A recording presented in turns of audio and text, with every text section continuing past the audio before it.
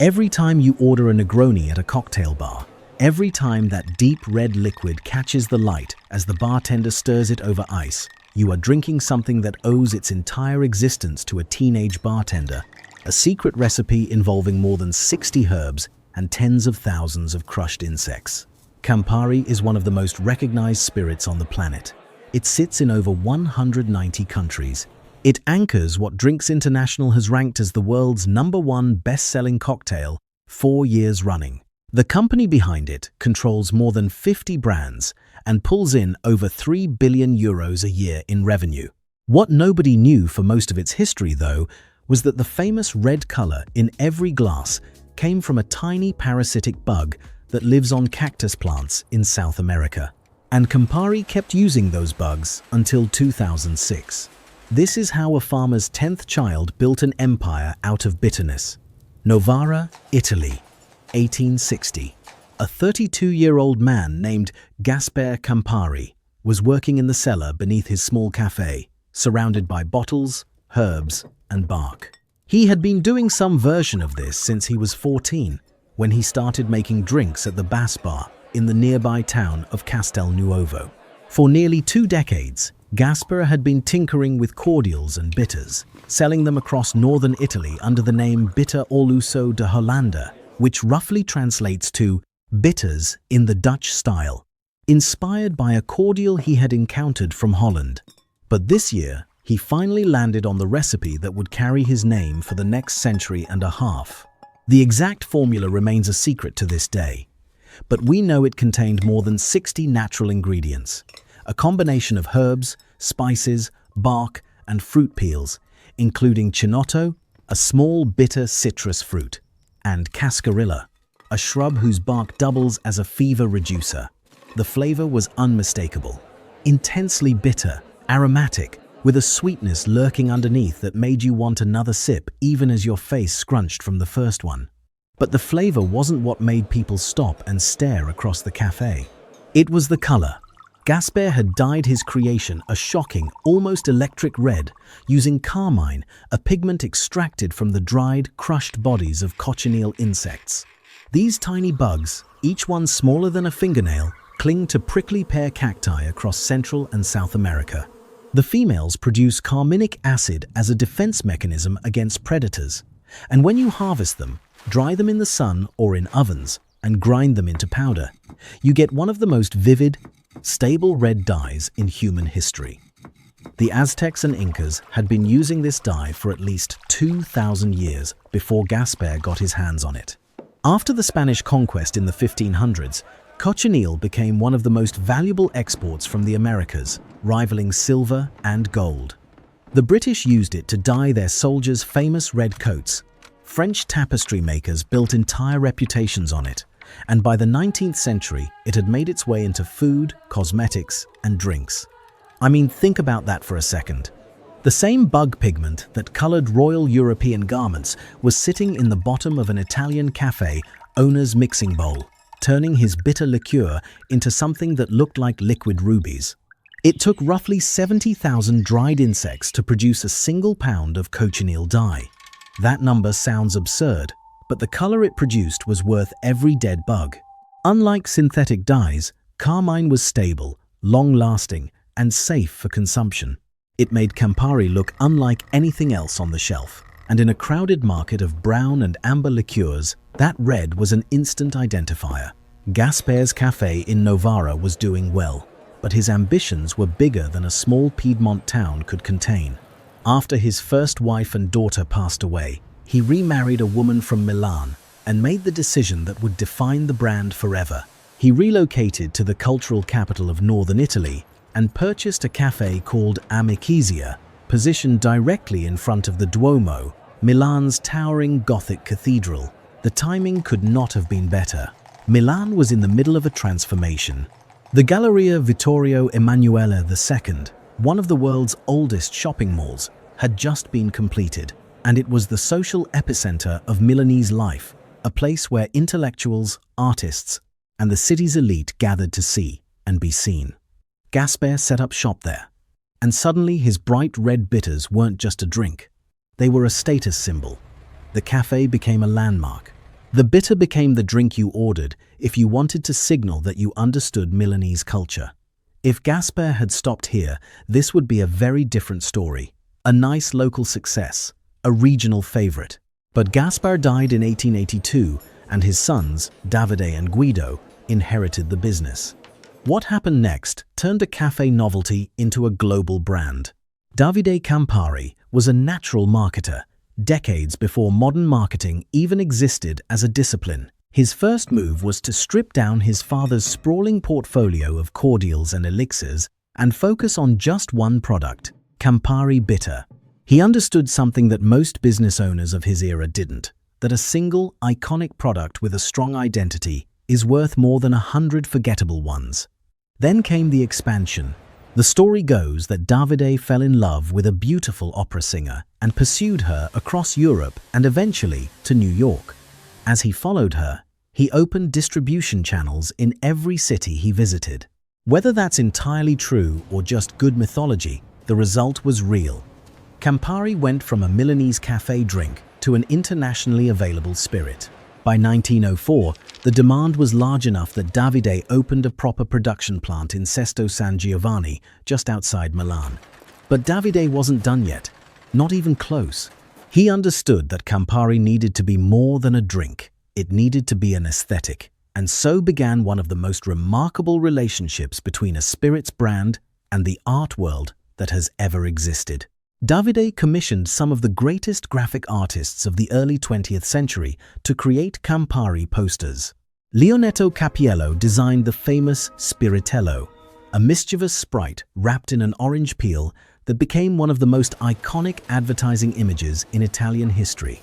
In 1932, the futurist artist Fortunato de Pero designed the Campari soda bottle, a squat, cone-shaped glass container that was one of the first single-serve pre-mixed drinks ever produced. It was essentially the original ready-to-drink cocktail, decades before the category even existed. That bottle design ended up in art museums. The drink inside ended up in the hands of millions of Italian commuters and cafe-goers.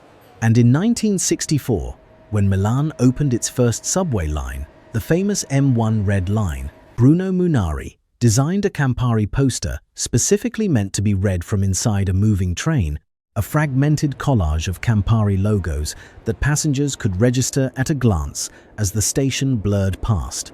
An original copy of that poster now hangs permanently in the Museum of Modern Art in New York. Up to this point, Campari had been winning as a standalone sipper, something you ordered with soda or on the rocks at aperitivo hour. That was about to flip. Because while Campari was building its brand in Milan, something was happening in Florence that would change the trajectory of the entire company, and eventually, the entire global cocktail industry. Before the Negroni existed, there was the Americano.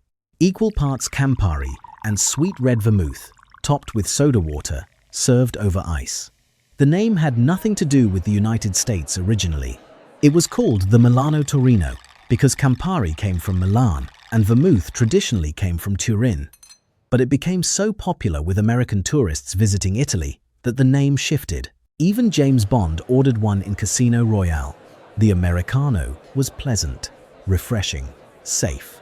And in 1919, a man named Count Camillo Negroni walked into Caffè Cassoni on Via de Tornabuoni in Florence and decided he wanted something stronger.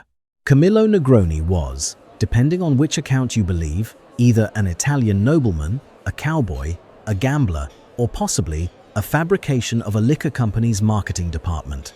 Cocktail historian David Wondrich confirmed that a Camillo Negroni did exist, that he traveled to New York in 1892, and that his grandfather Luigi was indeed a count. Whether Camillo himself held that title is debatable. But what isn't debatable is what happened in that Florence cafe.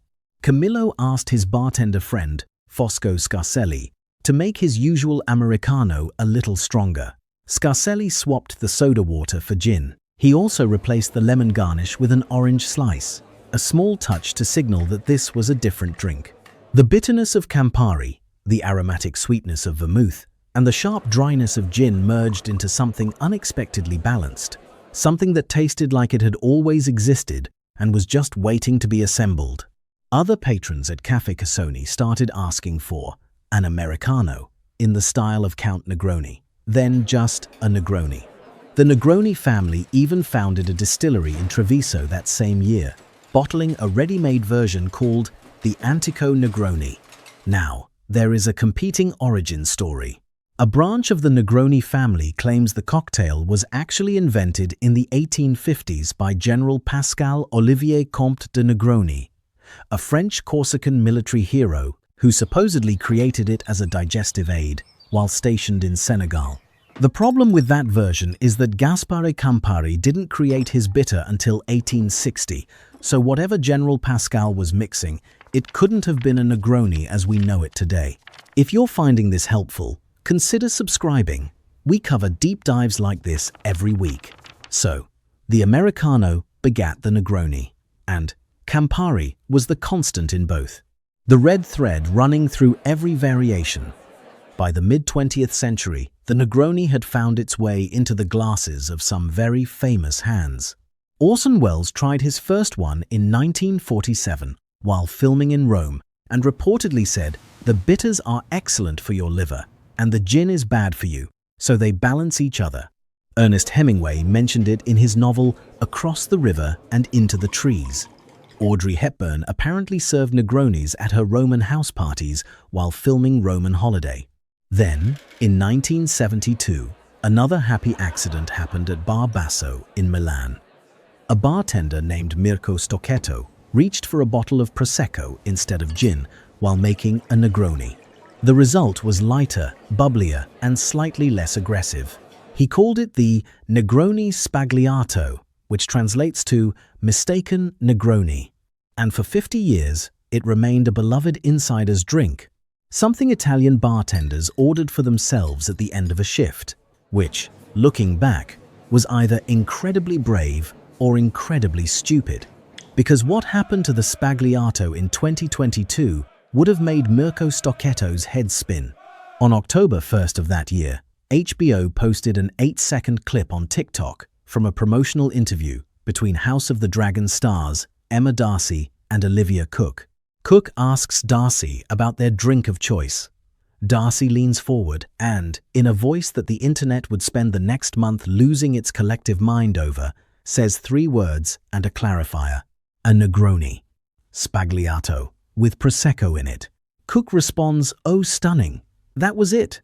8 seconds, 7 words. The clip got over 1 million likes on TikTok. The audio was used in more than 16,000 videos within 2 weeks. Bartenders across the world suddenly found themselves fielding orders for a drink that most of their customers had never heard of a week earlier. Campari sales spiked. Prosecco sales spiked. The cocktail moved from queer TikTok into the mainstream faster than almost any food trend in the platform's history. And the beautiful irony is that the Sbagliato is, by definition, redundant with Prosecco. Darcy's clarification, with Prosecco in it, is just describing what the drink already is. Ordering a Negroni Sbagliato with Prosecco in it is like ordering a cheeseburger with cheese on it.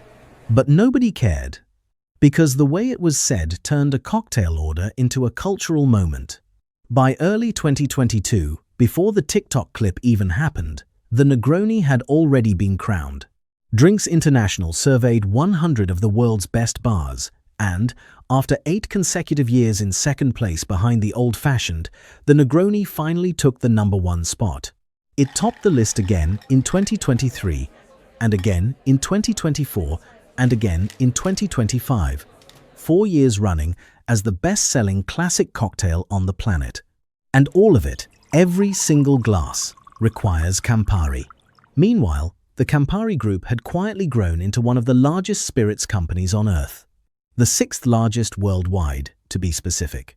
That little cafe in Milan had evolved into a multinational corporation, headquartered in Sesto San Giovanni, owning more than 50 brands, including Aperol, Wild Turkey, SKYY Vodka, Grand Marnier, and Appleton Estate Rum.